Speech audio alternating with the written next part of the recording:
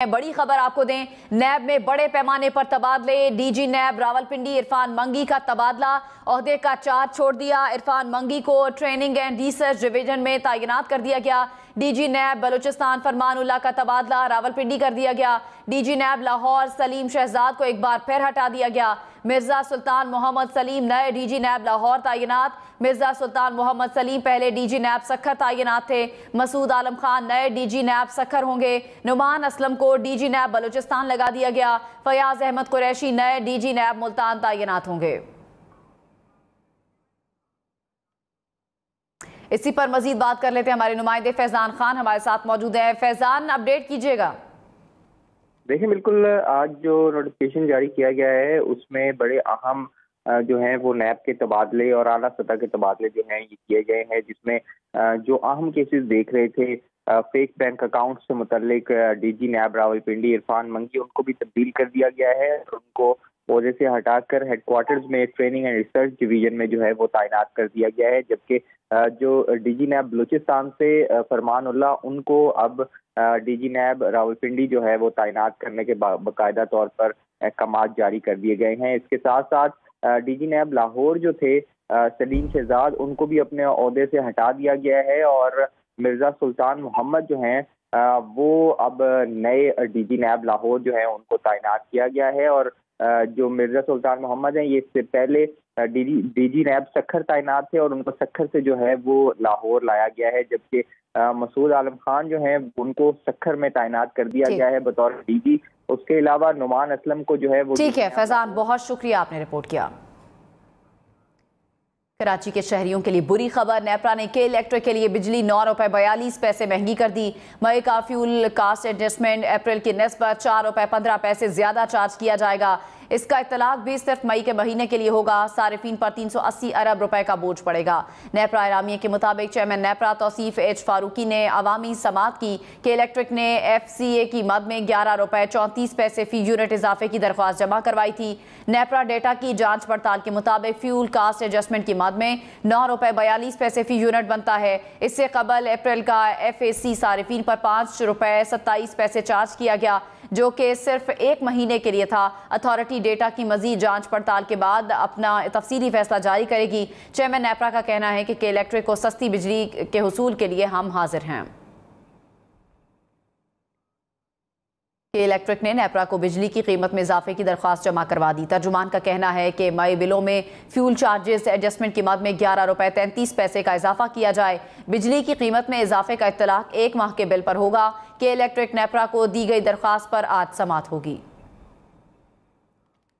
अमीर जमात इस्लामी कराची हाफिज नईमुर रहमान का एक बार फिर के इलेक्ट्रिक का लाइसेंस कैंसिल करने का मुतालिबा। कहा प्राइवेट कंपनी मुंह जोर हो गई है, इसे मुंह देना हुकूमत का काम है। नेपरा हुकूमत के इलेक्ट्रिक इत्तेहाद बन गया है। इनका कहना था कि कराची शहर में पानी की कमी को पूरा करने के लिए तमाम हुकूमतें सिर्फ ऐलानात करती रहीं।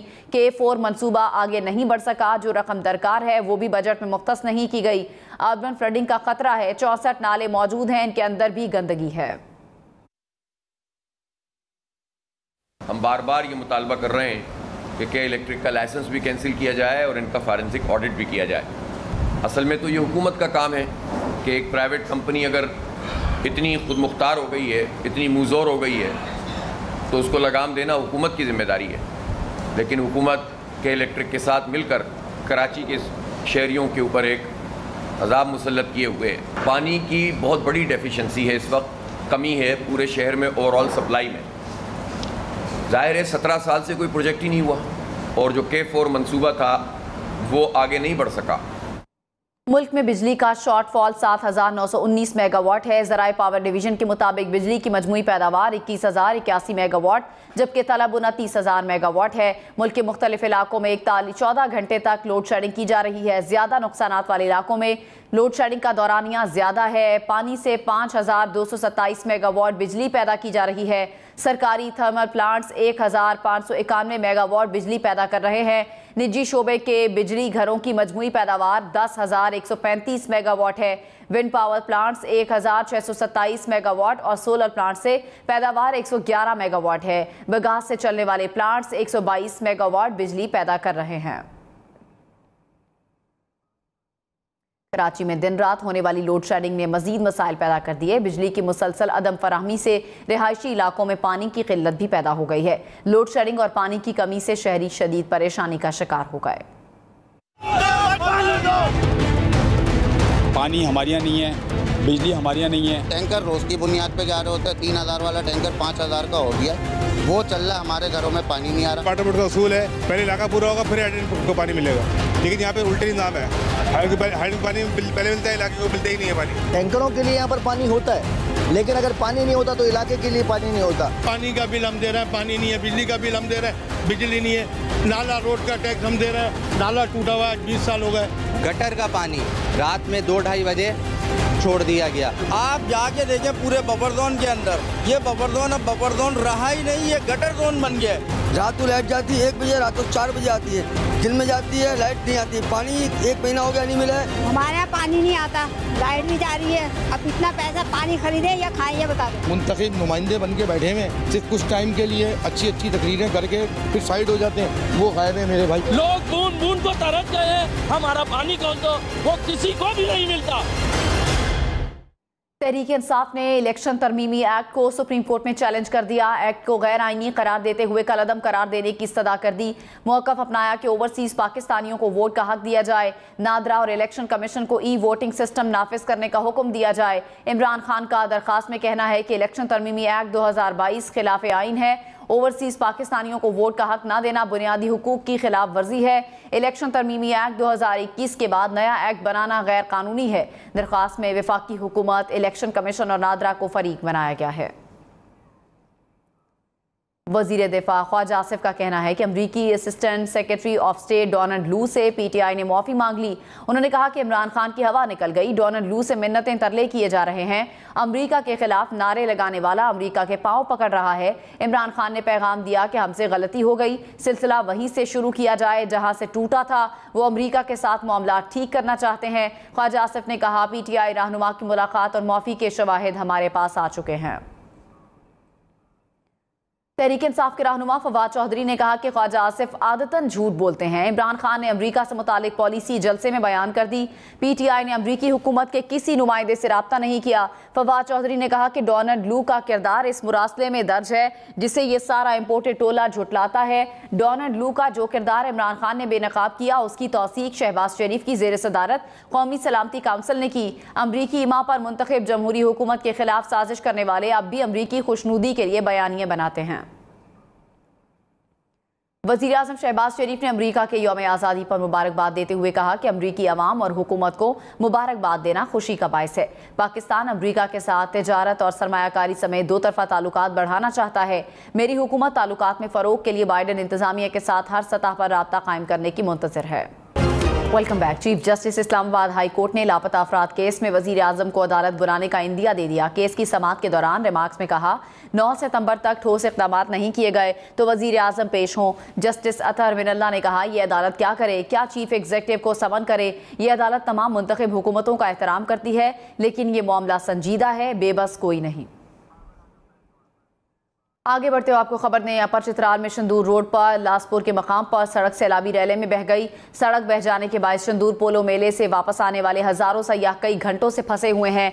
मुसाफिर में बच्चे और खवातीन भी शामिल है। सयाहों ने रात खुले आसमान तले गुजारी। सुबह होते ही मकामी अफराद और सयाह अपनी मददाब के तहत गाड़ियां निकालने की कोशिश कर रहे हैं।